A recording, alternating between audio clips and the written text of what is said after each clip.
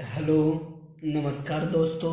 मैं सरजीत कुमार आप सभी का स्वागत करता हूं आपके ही स्टडी चैनल ब्राइट फ्यूचर में।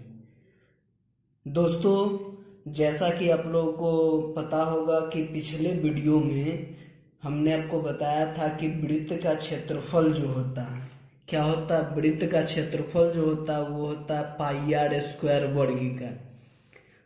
बताए थे कि एक वीडियो ऐसा बनाएंगे जिसमें हम इसका प्रूफ बताएंगे कि आखिर वृत्त का जो क्षेत्रफल होता है वो पाई आर स्क्वायर कैसे होता है। तो आइए एक वृत्त के माध्यम से समझते हैं कि आखिर वृत्त का क्षेत्रफल ये जो पाई आर स्क्वायर आया है ये कहाँ से आया है। तो जैसे देख लीजिए, ये एक वृत्त है जिसका ये केंद्र है। अगर हम इसको तोड़ेंगे, इसके बाउंड्री लाइन को तोड़ेंगे, तो बताइए क्या इस प्रकार का बनेगा कि नहीं बनेगा?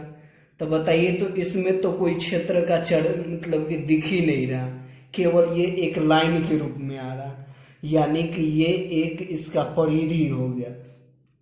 और आपको वृत्त के परिधि के बारे में बताए थे कि बहुत सारा वृत्त ले लीजिए, उसको तोड़ करके जो उसका परिधि होगा, साथ ही साथ उसका जो व्यास होगा, उसका रेशियो हमेशा एक समान आएगा। कहने का क्या मतलब हुआ? इसका जो परिधि होगा यानी कि उस वृत्त को तोड़ करके जो लाइन बनेगा सो, और उस वृत्त को बनाने में जो त्रिज्या लिया जाएगा उसका दोगुना जो होगा, यानी कि व्यास का जो रेशियो होता है वो एक मतलब कि यूनानी अक्षर के बराबर होता है। वो अक्षर कौन सा होता है? पाई। परिधि।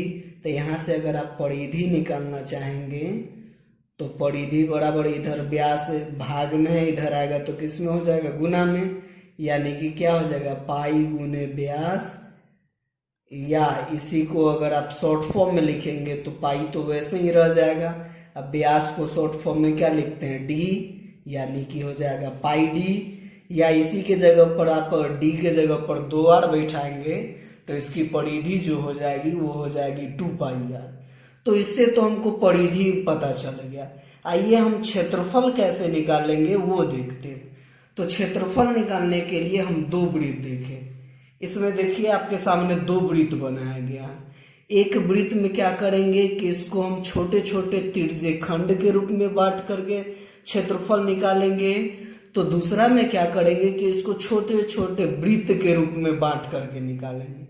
तो आइए देखते हैं कि त्रिज्य खंड के अनुसार हम कैसे निकालेंगे। तो पिछले वीडियो में आपको हम त्रिज्य खंड के बारे में बताए थे कि किसी दो त्रिज्या और उसके अंतर्गत जो चाप होगा वो त्रिज्य खंड कहलाता। तो आइए समझते हैं कि इस त्रिज्य खंड के माध्यम से हम वृत्त का क्षेत्रफल कैसे निकालेंगे। तो देखिए, अगर हम इसको एक एक कलर कर दें तो कलर कर देंगे तो क्या कुछ इस प्रकार का बनेगा। मान लीजिए कि इसको हम डिफरेंट कलर से रंग दिए, एक एक अल्टरनेट करके। अगर हम कहेंगे कि इसको काट करके आप अलग रखिए तो अलग रखिएगा तो लाल वाला देखिए ये रहा, फिर से लाल वाला ये रहा, और ये ब्लू वाला ऊपर से आ गया। यानी कि आधा भाग को नीचे सजाना, आधा भाग को ऊपर सजाना है। अब यहाँ पर आपको क्या देखने को मिल रहा है ये बताइए, तो लगभग किस आकृति के बराबर लग रहा है? तो आप लोग के मन में होगा कि सर ये लग रहा है लगभग समांतर चतुर्भुज।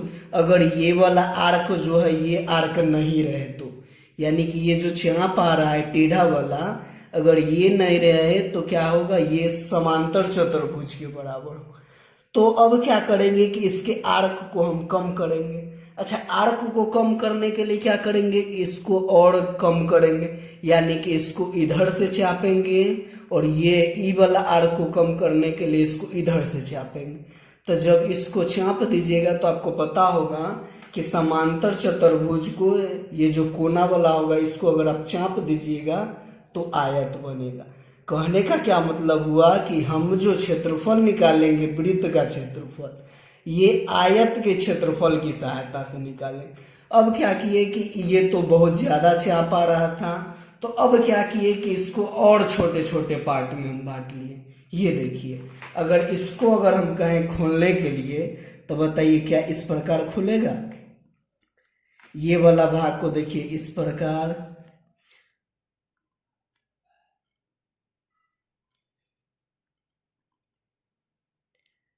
कुछ इस प्रकार से खुलेगा।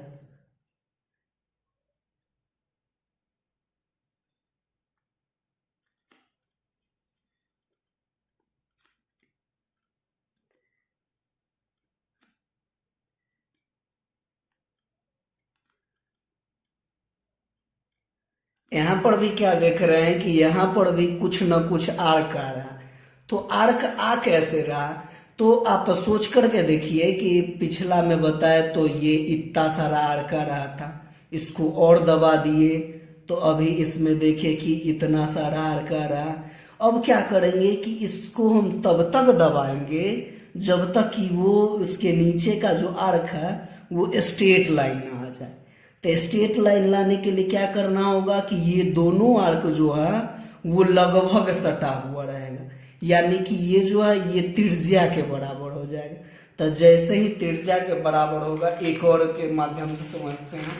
इसमें देखिए, इसमें और छोटा छोटा कर दिए। मान लीजिए कि ये एक त्रिज्या के बराबर, तो अगर इसको खोलेंगे तो नॉर्मल देखिए ना, ये भी त्रिज्या ही रह जाएगा, यानी कि इसको त्रिज्या वाले पार्ट में हम बांध दिए।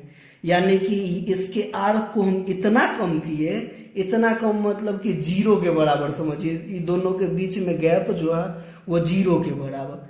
तो बताइए, इसको अगर हम खोलेंगे तो चूंकि ये तो सारा का सारा त्रिज्या है, ये बॉल पेन है इसीलिए पूरा नहीं हो रहा, पेंसिल से करेंगे तो खोलेंगे तो कुछ इस प्रकार से आएगा, पूरा मतलब कि सटा हुआ रहेगा।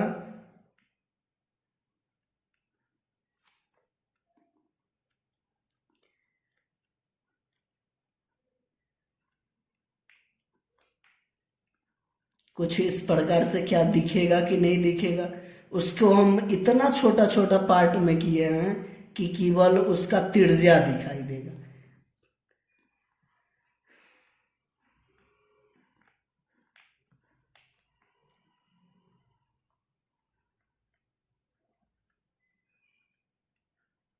मतलब कि समझिए कि इसके बीच में कोई गैप नहीं।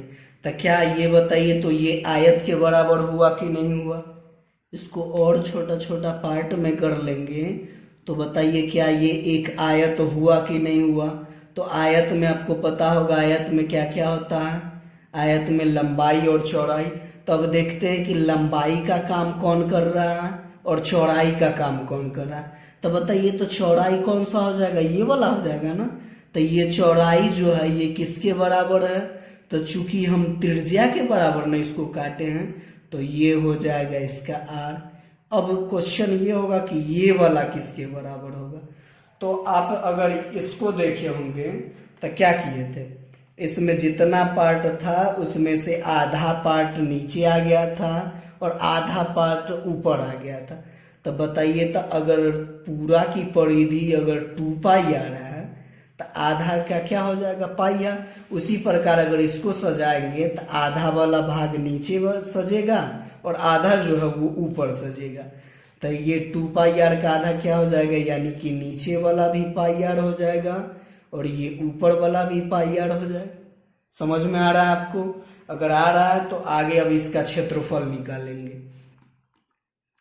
तो वृत्त का क्षेत्रफल जो हो जाएगा, वृत्त का क्षेत्रफल क्या हो जाएगा, तो वृत्त का क्षेत्रफल जो है ये इस आयत का क्षेत्रफल के बराबर हो जाएगा। बराबर में हो जाएगा आयत का क्षेत्रफल, और आयत का क्षेत्रफल आपको पता होता है क्या होता है, लंबाई गुने में क्या, चौड़ाई। लंबाई गुने चौड़ाई। अगर यहाँ देखेंगे तो यहाँ ये आधार बन जाएगा, ये ऊंचाई हो जाएगा। तो लंबाई बताइए तो इसका कितना है, तो लंबाई जो है यही ना लंबाई है, तो इसका लंबाई हो जाएगा पाई आर गुने में चौड़ाई कौन सा है, आर यानी कि त्रिज्या। जब इसको गुना करेंगे तो ये हो जाएगा पाई आर स्क्वायर। आशा करता हूँ कि इस प्रकार से जो क्षेत्रफल निकाले हैं ये आपको अच्छे तरीके से समझ में आ गया हो। ये किसके रूप में बांटे थे हम, त्रिज्यखंड के रूप में, और त्रिज्यखंड के बीच का कोण हम एकदम 0 के बराबर कर दिए। 0 के बराबर करने का मतलब हुआ कि दूसर का भी त्रिज्या जो है लगभग इसी के ऊपर है। तो लगभग इस प्रकार का बनेगा, उसको सजा दिए एक नीचे एक ऊपर करके, तो इस प्रकार का एक आयत बन गया। आयत का क्षेत्रफल होता है लंबाई गुने चौड़ाई। लंबाई का काम पाई आर क्यों करेगा? क्योंकि इसका जो आधा भाग है वो नीचे सजा हुआ है और आधा भाग जो है ये ऊपर सजा हुआ, तो ये भी पाई आर। अब समझते हैं कि इसको छोटा छोटा वृत्त में बांट करके कैसे बनाएंगे।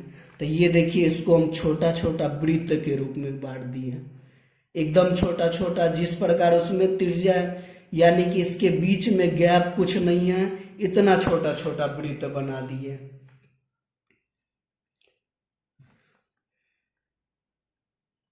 एकदम। अब क्या करेंगे, इसको खोलेंगे। तो देख लीजिए, अगर इसको अगर आप खोलिएगा,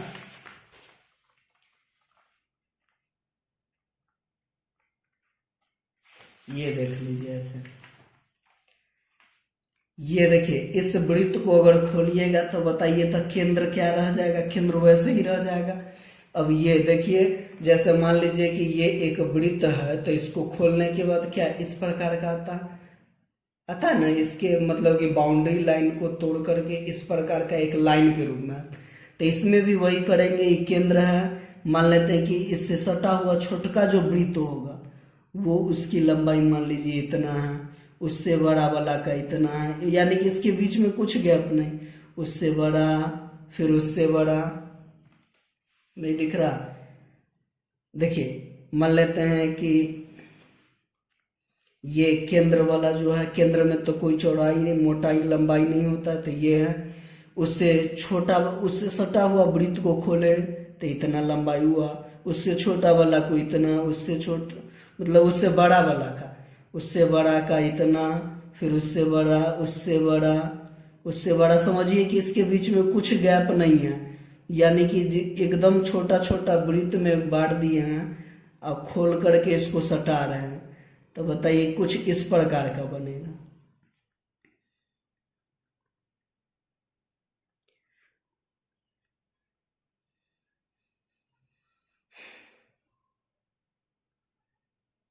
क्या कुछ इस प्रकार का बनेगा? देख रहे हैं, ये एक त्रिभुज का निर्माण कर रहा है। ये देख लीजिए, ये जो है ये एक त्रिभुज का निर्माण कर रहा है। ध्यान दीजिएगा, क्या किए कि खोले तो ये मतलब केंद्र जो है वो इससे उससे सटा हुआ वृत्त को खोल करके सीधा लाइन किए, फिर इसको सटाए, उससे बड़ा वाला वृत्त को खोले उससे, तो ये एक त्रिभुज का निर्माण हो रहा है। तब इसमें देखिएगा तो क्या होगा, ये कितना दूर तक खुल सकता है? तो बताइए, तो इसका जो त्रिज्या होगा उतना ही दूर ना आप खोल सकते हैं, यानी कि ये वाला जो लंबाई होगा ये लंबाई आर हो जाएगा। अब बताइए, तो ये वाला जो बड़का लाइन है ये किसको खोलने पर आया होगा? तो ये बड़का वाला बाउंड्री वाला, और बड़का वाला बाउंड्री जो है ये इसके किसके बराबर होगा? परिधि के बराबर होगा। और वृत्त की परिधि क्या होती है? 2πr, समझिएगा। तो ये वाला जो भाग हो गया, ये वाला भाग जो हो गया, इसकी लंबाई हो गई 2πr। तब यहां से ये त्रिभुज का क्षेत्र, वृत्त का क्षेत्रफल जो है, वृत्त का जो क्षेत्रफल है यहाँ पर किसके बराबर हो रहा है? तो यहाँ पर हो रहा है त्रिभुज का क्षेत्रफल के बराबर। और त्रिभुज का क्षेत्रफल क्या होता है? 1/2 गुने आधार गुने में ऊंचाई। अब बैठाएंगे तो क्या हो जाएगा? 1/2, आधार कितना होगा? आधार जो होगा वो r, और ऊंचाई इसका क्या हो जाएगा? ऊंचाई हो जाएगा 2πr।